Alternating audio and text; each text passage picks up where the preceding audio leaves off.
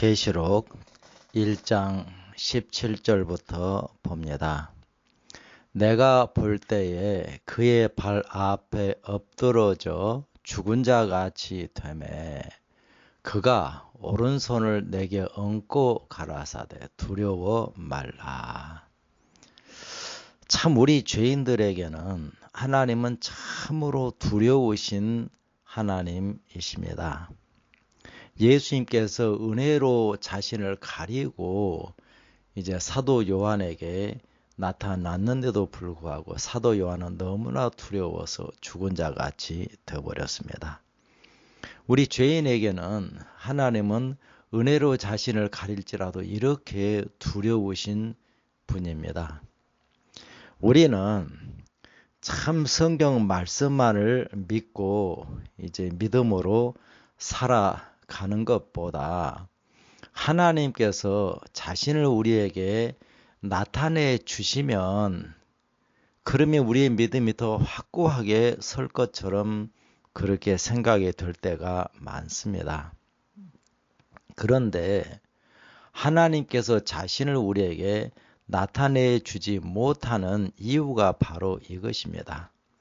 하나님께서 자신을 우리에게 보여주기를 원하지 않아서가 아니라 하나님께서 우리에게 나타나시면 우리가 너무나 두려워서 죽은 자 같이 되어버리기 때문에 하나님께서 자신을 우리에게 나타내 주실 수가 없습니다.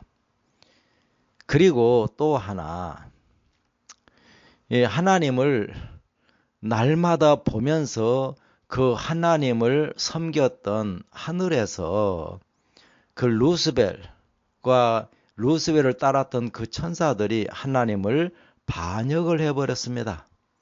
그러니까 하나님을 보고 날마다 하나님과 함께 산다고 해서 하나님을 올바로 알고 하나님을 올바로 섬기는 것이 아니라고 하는 것이 너무나도 분명합니다. 그렇기 때문에 하나님께서는 하나님 자신을 보고 그 하나님을 믿고 섬기는 사람이 아니라 하나님께서 말씀만 주셨는데 이 말씀만을 따라서 참으로 하나님을 믿고 자기 자신을 완전히 하나님께 바쳐 믿음으로 살기를 바라신다고 하는 것입니다. 그렇게 하나님을 보지 못하고 그리고 하늘나라도 눈으로 보이지 않는데 말씀 가운데 계시하신 그 하나님과 하나님의 나라를 믿고 자기 자신을 쳐서 참 하나님을 두려워하는 가운데 하나님을 온 마음을 다해서 따르고 섬기는 그런 사람들이야말로 영원을 두고 하나님을 절대로 반역하거나 거스리지 않을 것이 분명합니다. 그래서 하나님께서는 우리에게 보여주시고 믿으라고 하지 않고 보지 않고 믿는 자가 복이 있다. 그렇게 말씀을 하셨습니다. 먼저 우리는 참 하나님을 두려워해야 된다고 하는 겁니다. 여기 이 말씀 보면은 하나님이 너무 예수님이 너무 두려워서 죽은 자 같이 되어버린 요한에게는 두려워하지 말라라고 말씀을 하고 있는데 계시록 14장 7절에서는 하나님을 두려워하라 그래요. 하나님을 참으로 두려워서 예수님 앞에서 죽은 자 같이 되어버릴 때에는 두려워하지 말라고 하면서 힘을 주셔서 예수님 앞에 이제 설 수 있도록 그렇게 주셨습니다. 그런데 마지막 때에 사는 오늘날 그리스도인들은 하나님을 전혀 두려워하지 않아요. 하나님을 두려워하지 않으면 그러면 하나님을 정말 사랑하고 하나님을 올바로 섬기고 그럴 것 같죠. 하나님과 가까워지고 그럴 것 같죠. 그런데 정반대입니다.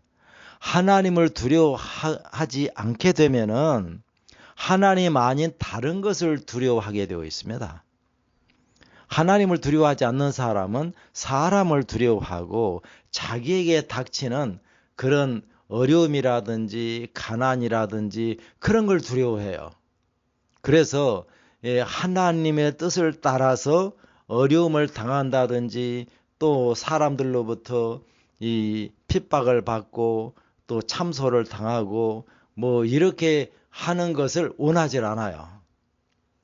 그래서 하나님을 두려워하지 않게 되면 자연스럽게 사람을 따라가 버린다고 하는 것입니다. 마지막 때 그리스도인들이 바로 그런 신앙을 하고 있어요. 하나님을 믿고 하나님을 섬긴다고 하면서 사실은 사람들을 따라 신앙을 하고 있다는 말입니다. 이런 말을 하면 절대로 그러지 않는다고 생각을 할지 모르겠는데요. 사실은 하나님이 아닌 교회를 따라가고 있고 교회에서 자기들을 이제 이 핍박한다든지 교회에 거스리는 걸 두려워해요. 그리고 이 교회의 신자들, 교회의 지도자들 그들을 따라서 신앙을 합니다. 그렇기 때문에 하나님께서 성경에 분명하게 하나님의 말씀을 해 주었는데도 불구하고 우리들은 하나님의 말씀, 성경 말씀은 아예 생각을 전혀 하지 않습니다. 읽으면서도 그냥 지나가 버려요. 그리고 무조건 교회에서 배운, 교회에서 가르치는 그 가르침만이 하나님의 말씀이다. 그러면서 교회를 따라 가버린다고 하는 것입니다.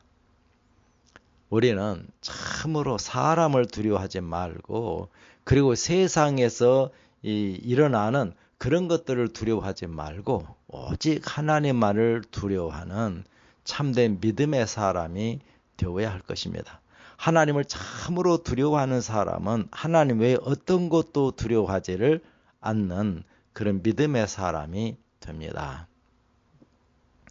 나는 처음이요 나중이니, 처음이요 나중이라는 말은 알파 오메가 이 시작과 끝 다 똑같은 그런 의미의 말씀입니다. 아버지 하나님께서 나는 알파요 오메가라고 하셨는데 예수님도 자신을 알파와 오메가, 처음이요 나중이라고 말씀을 합니다. 18절입니다. 나는 처음이요 나중이니 곧 산자라. 내가 전에 죽었었노라. 볼지어다 이제 세세토록 영원히 살아있어 사망과 음부의 열쇠를 가졌다.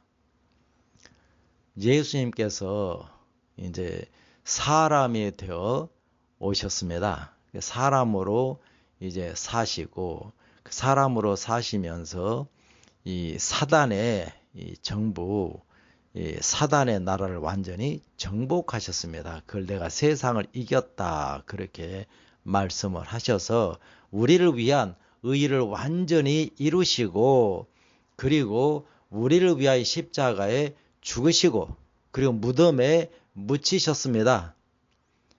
그래서 죽으시는 일을 통해서 사망을 정복하셨고 무덤에 들어가시는 일을 통해서 무덤을 정복하셨습니다.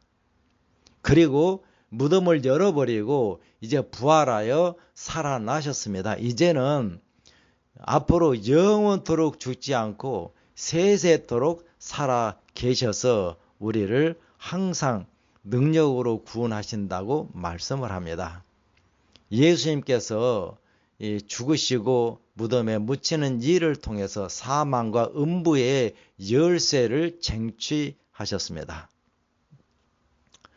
이 말씀은 이제 예수님을 믿는 사람에게도 바로 사망과 음부를 정복하시고 그 열쇠를 그것을 열어버리시고 예수님이 살아나신 것처럼 예수님을 믿는 우리도 부활시켜서 살려내시고 예수님과 함께 영원토록 살게 해 주시겠다라고 하는 약속이 이 말씀 가운데 들어 있습니다. 그래서 요한복음 11장 25절로 26절에 예수께서 가라사대 나는 부활이요 생명이니 나를 믿는 자는 죽어도 살겠고 무릇 살아서 나를 믿는 자는 영원히 죽지 아니하리라. 그렇게 말씀을 하셨습니다. 이 말씀은 얼핏 보면은 잘 이해가 안 되는 말씀이기도 합니다. 나를 믿는 자는 죽어도 다시 부활시켜서 살려내겠다. 이 말은 쉽게 이해가 되는데 무릇 살아서 나를 믿는 자는 영원히 죽지 않는다. 이 말이 잘 이해가 안 돼요. 왜냐하면 예수님을 살아서 믿는 사람들 가운데 지금까지 안 죽은 사람이 없어요. 다 죽었어요. 그렇다고 하면 영원히 죽지 않는다는 말이 이게 안 맞지 않느냐, 그렇게 생각을 할 것입니다.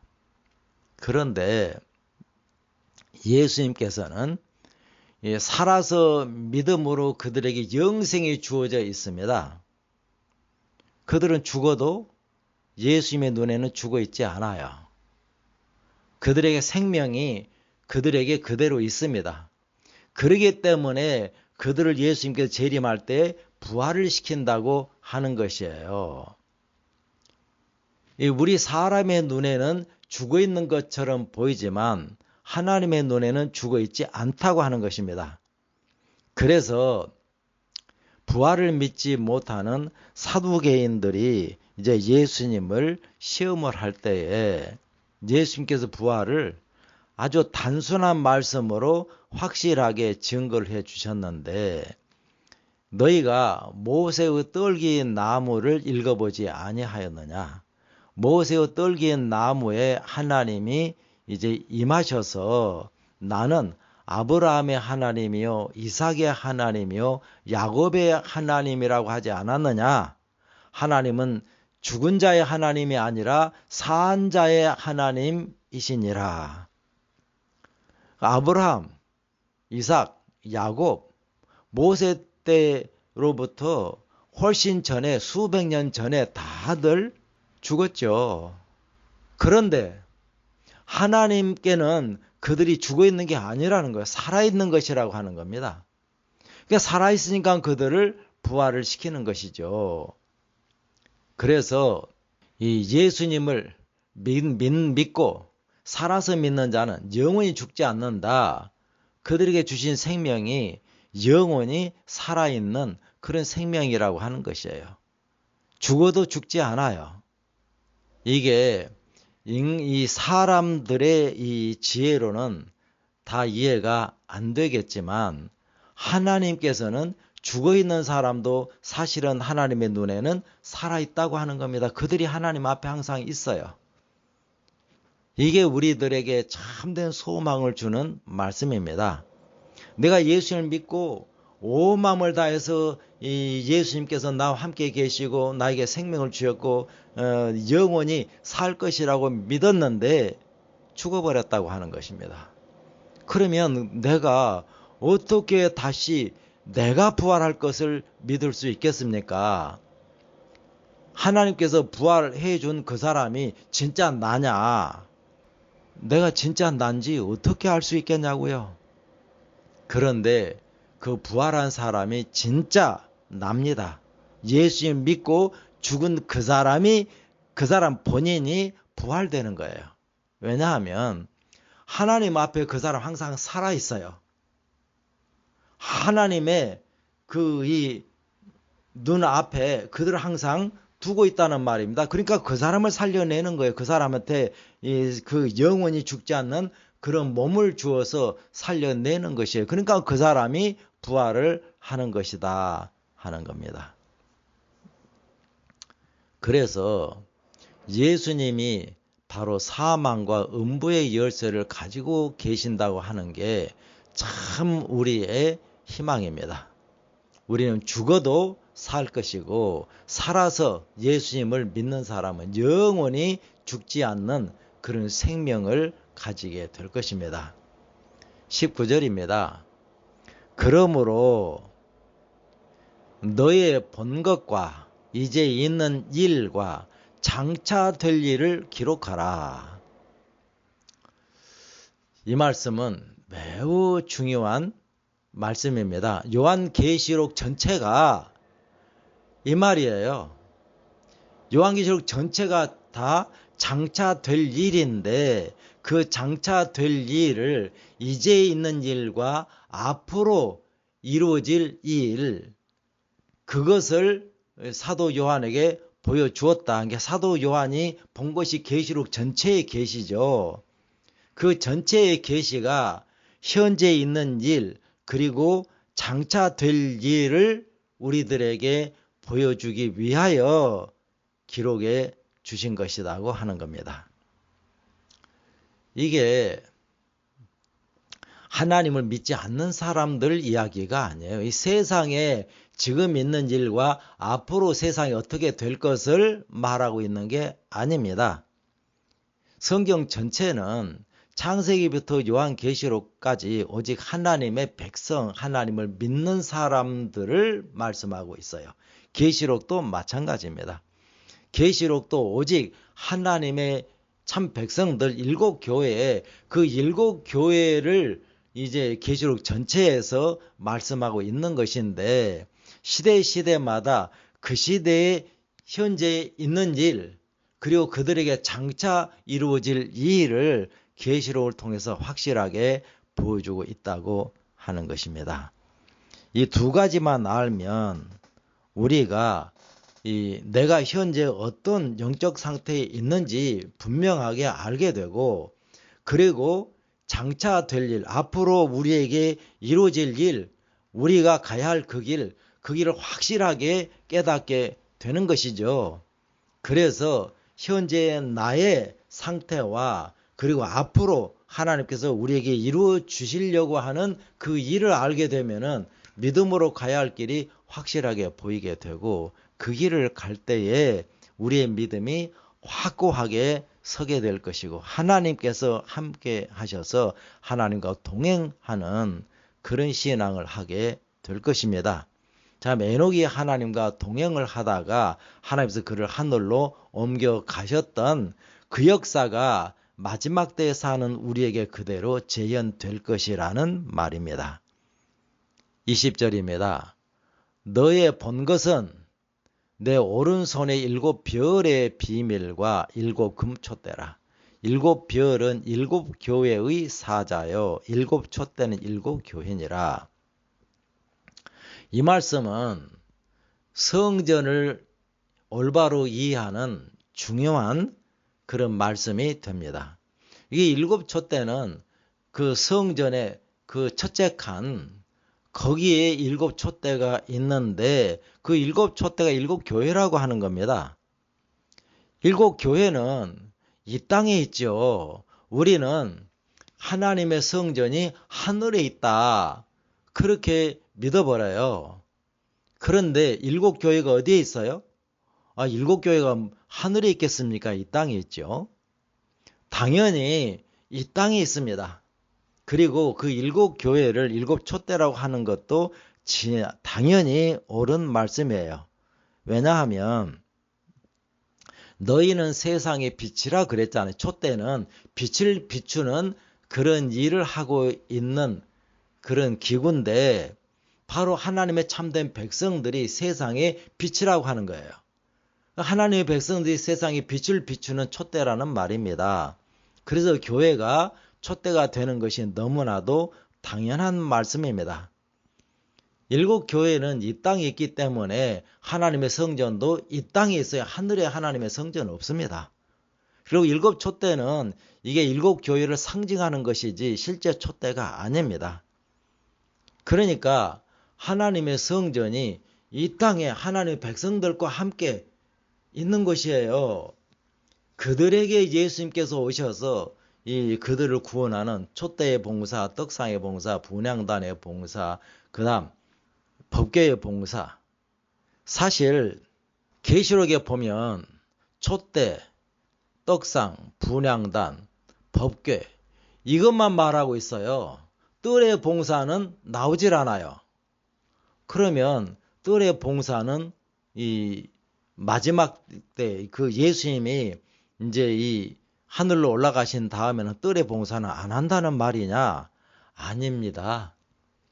이게 촛대의 봉사, 떡상의 봉사, 분향단의 봉사, 법계의 봉사를 통해서 이루어지는 일이 뜰의 봉사예요. 이 계시록의 역사가 이루어지면 그러면 당연히 뜰의 봉사가 완전히 이루어진다고 하는 겁니다. 뜰의 봉사야말로 거듭남을 말씀하고 있는 거예요. 완전히 거듭나고, 그리고 물두멍은 하나님의 보좌로부터 흘러나오는 생명수인데, 그렇게 거듭난 사람에게 하나님의 생명수가 충만하게 임해서 세상으로 그 생명수의 강물이 흘러가는 그런 통로가 되도록 하는 게 바로 이 뜰의 봉사예요.